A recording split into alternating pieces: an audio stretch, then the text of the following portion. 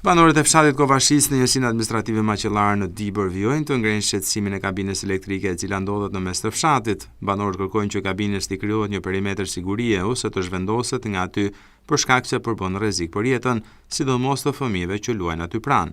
Dikur kjo kabinë ishte mbuluar nga bimësia dhe ferrat, çka bënte që të kishte ndërprerje të rrymës elektrike, por me ndërhyrjen e vet fshatit është pastruar i gjithë territori. Gjithashtu, shqetësimi më i madh mbetet siguria e fëmijëve. Bardhyl Hutja kërkojnë që institucionet të marrin masa ose për rritjen e sigurisë ose për zhvendosjen më larg të kabinës elektrike.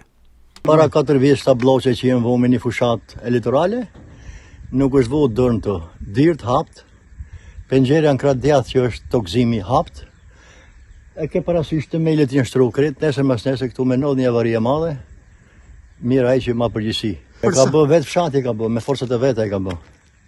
Trit më tepër kanë kontribu, refugjatët, se për shtetin kjo, kur dush shemet edhe bë kërdin në fëmijë. Që jema gjatë pargjie, unë fëmijët e djalit, i mora prej ata i hoqa se do t'ishin mrena.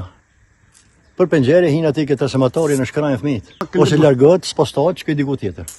E kemi bë problem, përveç është ta bloqe që jenë bë problem që jenë bë, edhe nuk është bë gjë tjetër ma këto. Shemet njëra, ashe që bë dëshë kjo. Ja, s'ka të mele poshtë, një shtru të mele. Pavarësisht se ne zbukurojmë për të pastruar këtë ambientin këtu, ama të melet një shtru. Du të vetë dërë shtetit ta sposton diku me një ambient, ta fajta të kella gjithë, bë dyre penxhere se nuk raja ashtu ajo.